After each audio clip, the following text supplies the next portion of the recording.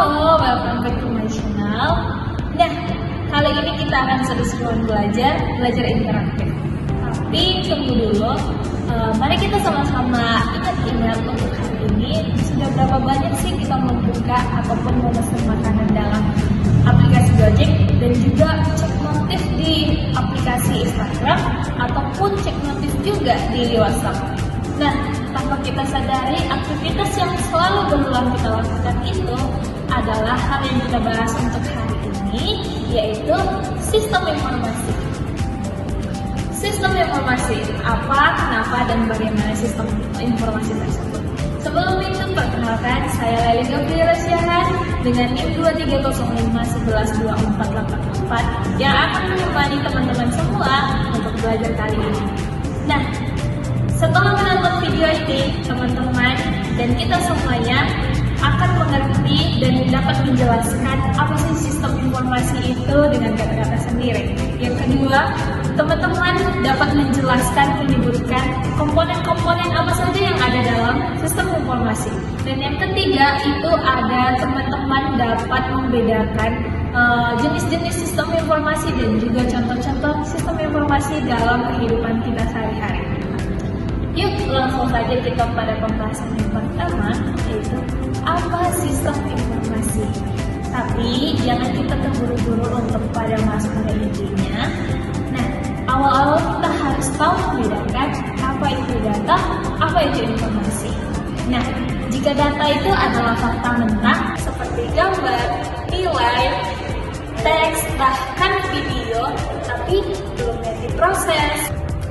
Nah, jika tadi itu angka-angkanya diproses dan dihitung rata-ratanya, dibuat trend dan juga bisa dibandingkan di kelas, hasilnya itu yang dapat disebut dengan informasi. Informasi itu bermakna untuk mengambil keputusan. Nah, dari kedua perbedaan antara data dan informasi yang sudah saya jelaskan, saya mengajak teman-teman untuk memikirkan apakah nomor teman-teman kita itu adalah informasi atau data. Nah, sekarang kita pada definisi resminya. Menurut London, sistem informasi adalah seperangkat komponen-komponen yang saling berhubungan yang mengumpulkan, mengelola, menyimpan, dan mendistribusikan informasi yang dapat digunakan untuk mengambil keputusan dan juga mengkontrol suatu organisasi. Wah, panjang ya teman-teman, tapi tenang saja, kita akan berjalan satu-satu. Yang pertama dia adalah mengumpulkan data, yang kedua adalah mengelola data, yang ketiga adalah menyimpan hasilnya, dan yang terakhir atau yang keempat itu adalah kita akan mendistribusikan informasi yang sudah kita peroleh untuk mengambil suatu keputusan. Nah, itu bertujuan untuk suatu organisasi untuk mengambil keputusan. Apalagi kita sebagai mahasiswa, contoh yang paling mudah kita temui yaitu sistem akademik kita di kampus. Dan mulai mengumpulkan nilai mahasiswa, lalu mengelola datanya menjadi IPK, dan menyimpan riwayat akademik kita, dan yang terakhir mendistribusikan nilai kita itu kepada dosen, ke kaprodi, bahkan kepada bagian keuangan untuk bagi mahasiswa yang menerima beasiswa. Nah, tadi kita sudah membahas definisi dari sistem informasi, kita akan beralih kepada komponen-komponen sistem informasi. Nah, di sistem informasi ini ada komponen-komponen yang saling berhubungan dan ada komponen-komponen utamanya itu sebanyak 6 komponen yang akan kita bahas. Yang pertama itu ada hardware. Hardware itu perangkat keras, itu bagian tubuh dari sistem. Yang kedua itu ada software, yaitu seperti aplikasi, yaitu dalam dari tubuh itu. Yang ketiga itu ada data yang akan diolah, dan yang keempat ada people atau sumber daya manusianya yang mengelola data. Yang kelima ada prosedur, yaitu prosedur itu ada proses pengelolaan data itu. Dan yang keenam atau yang terakhir ada jaringan dan komunikasi dalam pengelolaan data tersebut.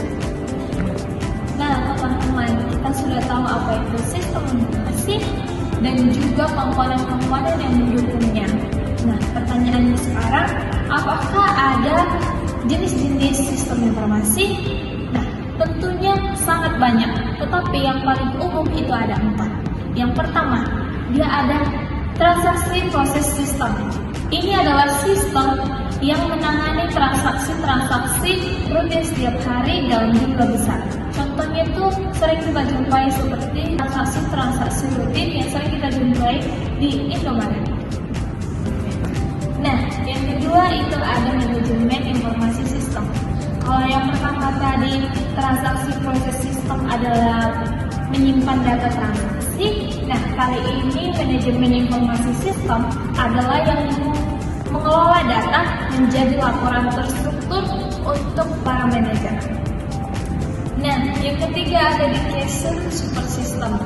Ini sistem yang lebih canggih, bukan hanya membuat laporan, tetapi sistem ini membantu untuk menganalisis berbagai skenario untuk mendukung pengambilan keputusan yang lebih kompleks lagi. Nah, yang keempat atau yang terakhir yaitu di Executive Support System, di mana ini khusus hanya untuk eksekutif tingkat tinggi seperti CEO, direktur, komisaris yang butuh gambaran besar terhadap perusahaan yang lebih simpel dan kompleks. Nah, teman-teman, kita sudah di penghujung dari belajar interaktif kita ini. Kita sudah mengetahui apa itu sistem informasi, komponen pendukung, dan juga jenis-jenisnya. Stay tune untuk pembelajaran selanjutnya.